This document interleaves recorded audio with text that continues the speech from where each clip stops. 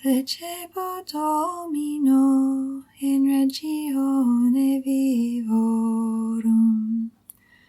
Di lexiconium exaudiet Dominus, vocem rationis meae, qui inclinavit audem suum mihi, et in diebus meus invocabo,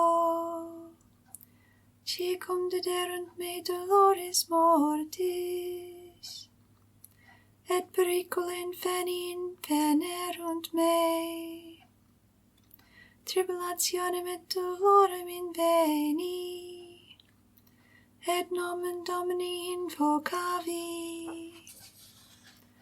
O Domine, libera animam meam, misericors Dominus et justus, et Deus noster miseretur, custodiens parvulos Dominos, humiliatus sum et liberavit me.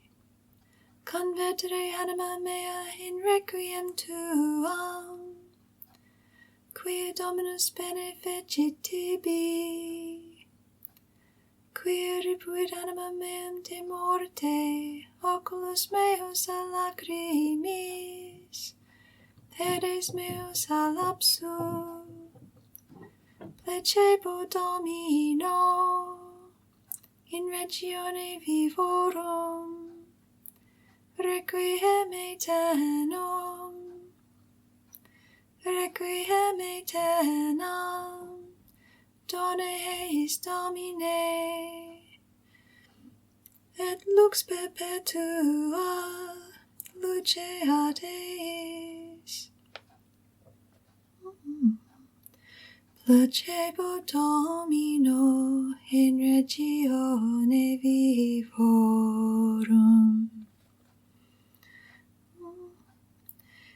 Eume, quia incolatus meus, prolongatus est, ad Dominum cum tribula reclamavi, et exaudivit me. Domine, libera anima meam a labiis iniquis, et a lingua dolosa, quid detur tibi ad quid opinatur tibi, ad linguam dolosam. Sagite potentis acute, cum carbonibus desolatoris. Eo mihi, quia incolatus meus prolongatus est, habitavi cum habitantibus ceda.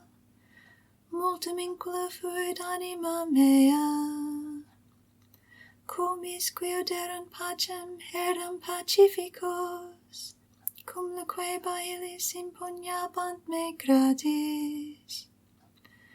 Requiem aeternam, dona eis Domine, et lux perpetua luceat eis. Eume, quia incolatus meus, prolongatus est.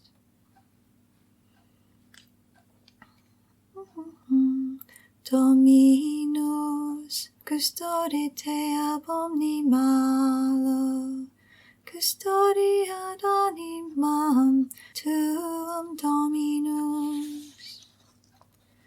Levavi oculus meus in montes, undi veniet auxilium mihi, auxilium meum et Domino, qui fecit caelum et terram.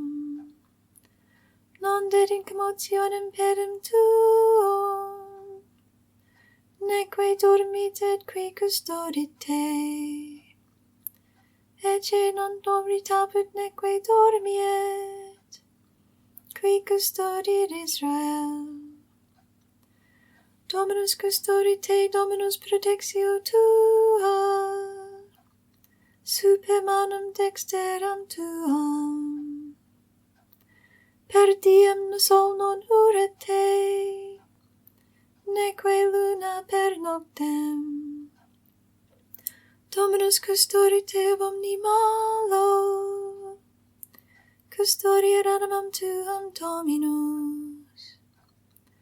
Dominus custodiet introitum tuum et exitum tuum, ex hoc nunc edusque in saeculum. Requiem aeternam, dona eis Domine, et lux perpetua, lucea Deis.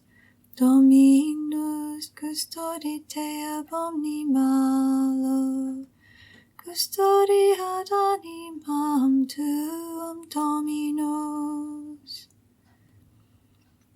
Si iniquitates observaveris Domine, Domine qui sustinebit. De profundis clamavi te Domine, Domine exaudi vocem meam. Fiant aris tue intendentes, in vocem deprecationis mei. Si iniquitates observaveris Domine, Domine qui sustinebit. Quia apud te propitiatio est, et propter legem tuum sustinui te Domine.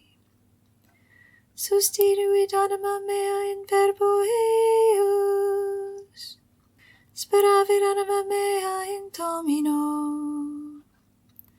A custodia matutinusque et noctem, speret Israel in Domino. Quia apud Dominum misericordia, et copiosa apud eum redemptio. Et ipse redimet Israel, ex omnibus iniquitatibus eius. Requiem aeternam, dona eis Domine, et lux perpetua, lucea Deis. Si iniquitates observaveris Domine, Domine qui sustinebit.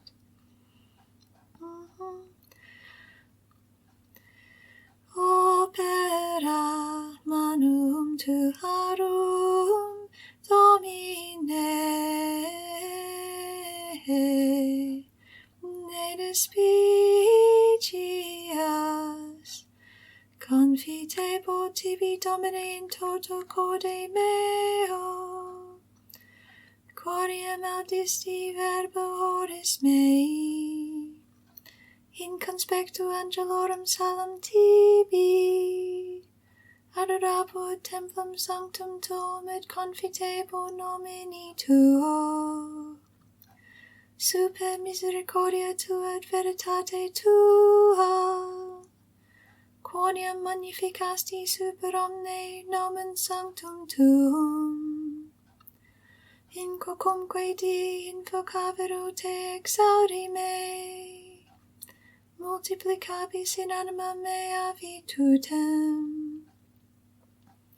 Confideantur tibi Domine omnes reges tere, quia audierunt nomnia verba oris tui, et content in viis Domini, quoniam magna gloria Domini.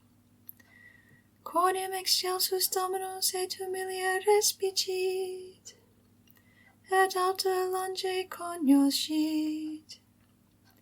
Si ambulavero in medio tribulationis vivificabis me, et superiorum inimicorum meorum exentisti manuum tuam, et salvum me fecit dextera tua.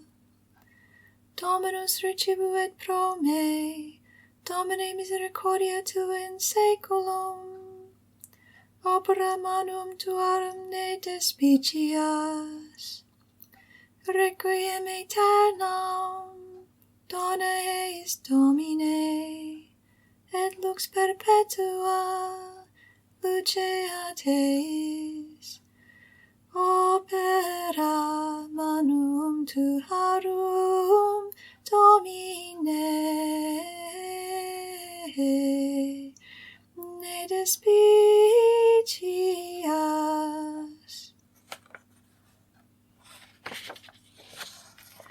Audivi vocem de cielo dicentem mihi, beate mortui qui in Domino moriuntur.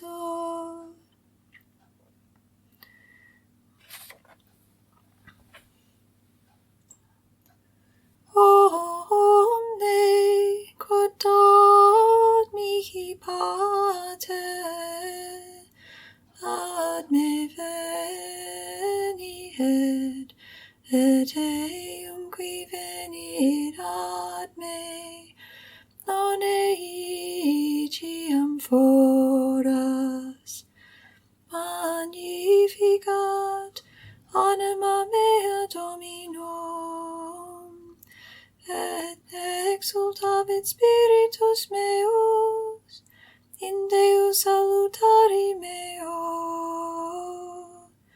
quia respexit humilitatem ancille suae, ecce enim ex hoc beatum dicent omnes generationes, quia fecit mihi magna qui potens est, et sanctum nomen eus, et misericordiae eius a progenie in progenies, timentibus eum, fecit potentiam in brachio suo, dispersit superbos mente cordis sui, deposuit potentes de sede, et exaltavit humiles, esurientes implevit bonis, et divites dimisit inanes, suscepit Israel purum suum, recordatus misericordiae suae, sicut lucurus est ad patres nostros, Abraham et semini eius in saecula, requiem aeternam, dona eis Domine,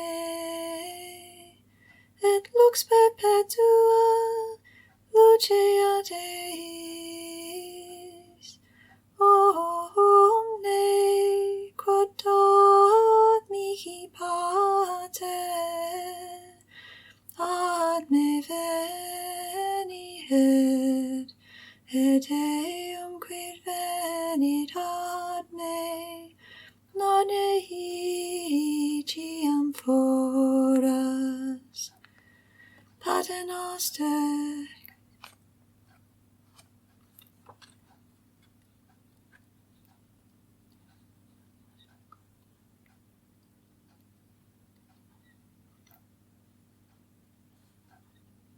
et ne nos inducas in tentationem, sed libera nos a malo. Apporte inferi, erue Domini animas eorum, requiescant in pace. Amen. Domine exaudi rationem meam, et clamo meus ad te veniat. Oremus.